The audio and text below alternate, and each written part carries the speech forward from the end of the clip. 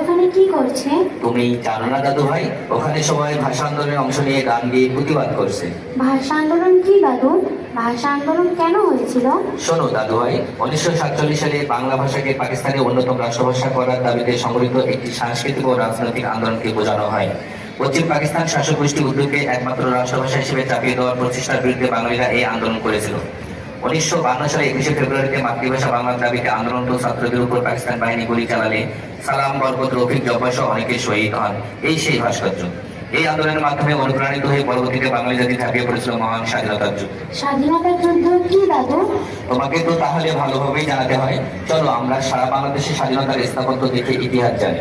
চলো দাদু, আমি দেখতে চাই, আমি জানতে চাই আমাদের স্বাধীনতার ইতিহাস।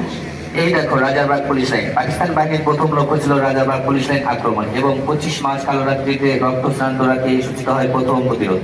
ওই দেখো দাদু ভাই, ঢাকা বিশ্ববিদ্যালয়, যেখানে পাকিস্তান বাহিনী 25 মার্চ কালো রাত্রে নির্মম হত্যাযজ্ঞ চালিয়েছিল। স্বাধীন বাংলাদেশের প্রথম পতাকা এখানে উত্তোলিত হয়েছিল। এই সেই ভাস্কর্য। এই দেখো রায়বাজার বদ্ধভূমি, বাংলাদেশের মুক্তিযুদ্ধের সময় শহীদ বুদ্ধিজীবীদের হত্যা করে এখানে রাখা হতো। এই সেই ভাস্কর্য। এই দেখো এটা অপরাজয় বাংলার ভাস্কর্য। দাদু ভাই, আমরা এখন এসেছি সোহরাওয়ার্দী উদ্যানে, যা 1971 সালে রেসকোর্স ময়দান নামে পরিচিত ছিল। এখানেই পাকিস্তান হানাদার বাহিনীর প্রধান নিয়াজি 93,000 সৈন্য সহ 1971 সালে 16 ডিসেম্বর বাংলাদেশ যৌথ বাহিনীর নিকট আত্মসমর্পণ করেছিল। দাদু, ওইদিকে দেখো, ওদের হাত চোখ বাঁধা, কয়েকজন ওদের দিকে বন্দুক তাক করে রেখেছে। এভাবে মুক্তিযোদ্ধাদের ধরে নিয়ে অত্যাচার করতো, তারপর মেরে ফেলতো।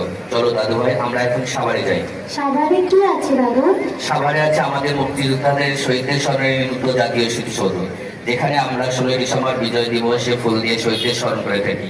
এই দেখো কনসার্ট ফর বাংলাদেশ, জজ সেরিসন, সেতারাবাদ, রবি শঙ্করের ভাস্কর্য, যারা গান গিয়ে মুক্তিযোদ্ধাদের অনুপ্রাণিত করেছিল। আচ্ছা দাদু, গাইবান্ধাতে কি যুদ্ধ হয়েছিল? কেন হবে না, সারা দেশেই তো যুদ্ধ হয়েছিল।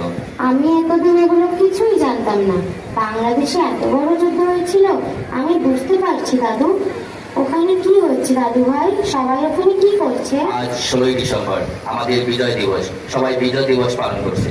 চলো আমরাও বিজয় দিবস